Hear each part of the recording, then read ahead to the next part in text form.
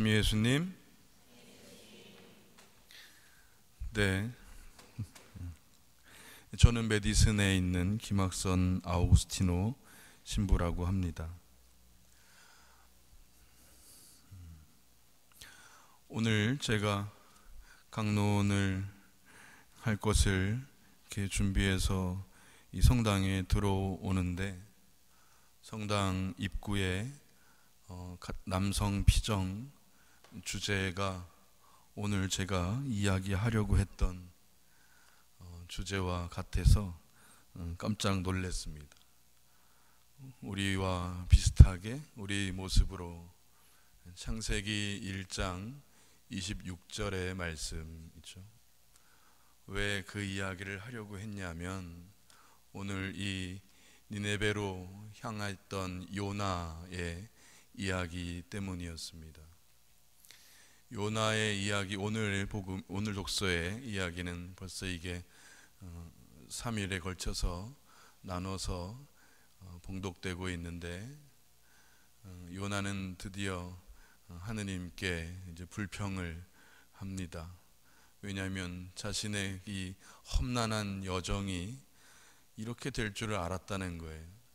모든 사람들이 요나의 이야기를 듣고 하느님 앞에 자신의 죄를 뉘우치고 회개하였기 때문에 하느님께서는 그 고을에 내리려고 했던 벌을 면해 주십니다. 그리고 오늘 이 독서의 마지막 부분에 이렇게 불평하고 있는 요나에게 이렇게 말씀하십니다. 너는 하룻밤 사이에 자랐다가 하룻밤 사이에 죽어버린 이 아주까리를 그토록 동정하는구나. 그 아주까리가 근데 뭔지 아십니까? 어떻게 생겼어요? 그래요? 그 왜 야구장 가면은 한국에서 응원했던 그 아주까리 입에 물고 나물 캐는 아가씨하고 있었는데, 갑자기 이게 생각이 나서 얼마나 예쁜 건지. 그런데 하물며 오른쪽과 왼쪽을 가릴 줄도 모르는 사람이 12만 명이나 있고 또 수많은 짐승이 있는 이 커다란 성읍 니네베를 내가 어찌 동정하지 않을 수 있겠느냐. 하느님께서 주신 요나의 사명은 바로 이것이었던 것 같습니다. 사람들을 가엾게 여기는 마음이죠.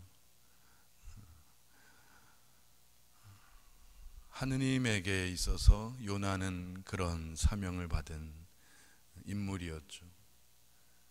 그런데 하느님에게 과연 우리는 무엇일까라는 생각을 하게 되었어요.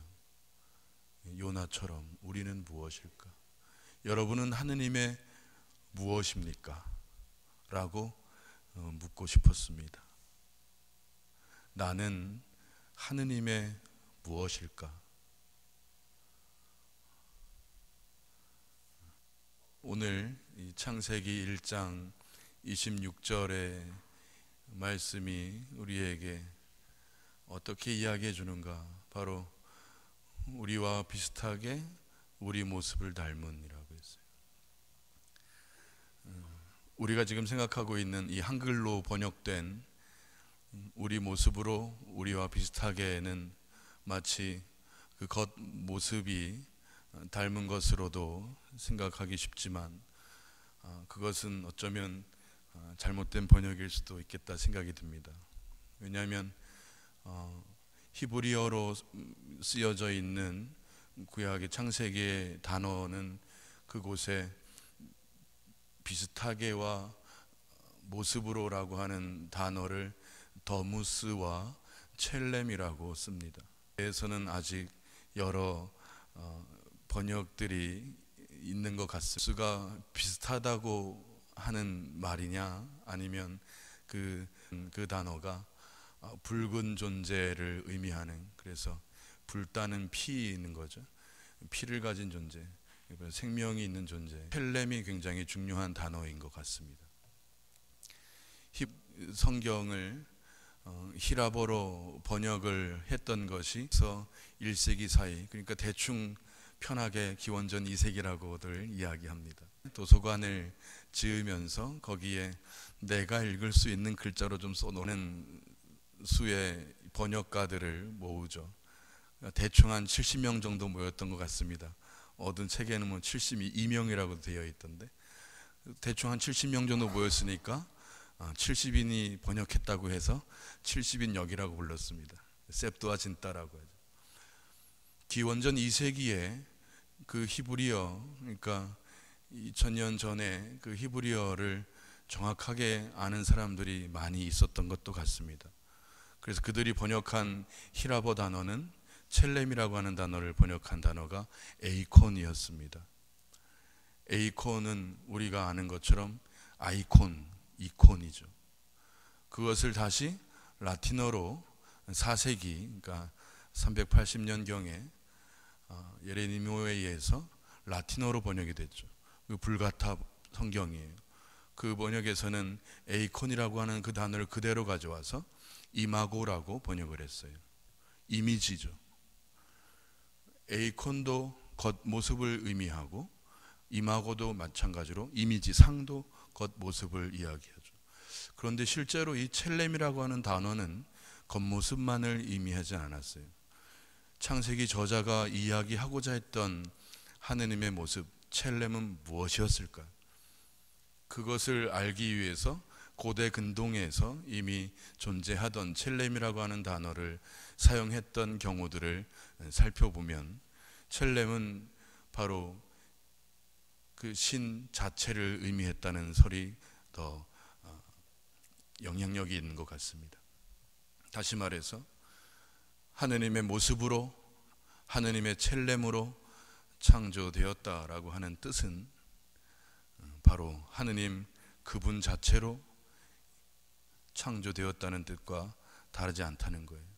다시 말해서 이 세상에서 인간이 창조된 이유는 하느님의 역할을 대신하기 위한 존재, 하느님이 이 땅에 존재하는 방식이 바로 인간이 되었다는 뜻으로 이해한다면 더 좋겠다는 생각입니다. 우리가 어떻게 하느님의 일을, 하느님의 역할을 하느님의 첼렘으로서 이곳에서 하겠는가 하는 것이 우리에게는 하나의 사명이 되는 것이죠. 니네베에서 요나가 해야 했던 것은, 요나의 사명은 바로 하느님의 역할이었습니다. 그것은 용서였습니다. 그리고 자비였습니다. 오늘 예수님께서는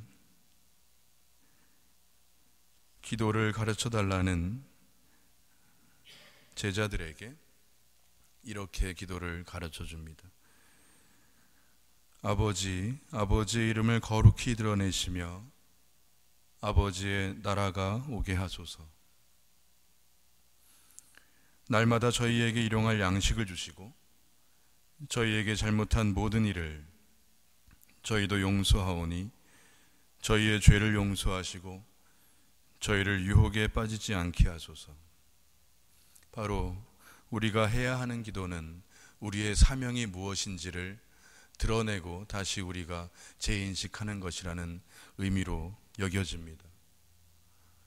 우리는 하느님의 첼렘으로서 이 땅에서 하느님의 뜻이 드러나도록, 그리고 그분의 나라가 오도록 하는 역할을 하느님을 대신해 해야 한다는 것이고, 그것으로서 우리는 하느님께서 우리에게 양식을 주시는 것처럼 우리도 서로를 위해 양식이 되어주는 존재가 되고, 하느님께서 우리의 죄를 용서하시는 것처럼 우리도 이 땅에서 하느님의 첼렘으로서 서로의 죄를 용서하는 존재가 되어야 한다는 것이 주님의 기도에 나온 우리의 사명이라 생각이 됩니다. 우리는 하느님의 무엇입니까?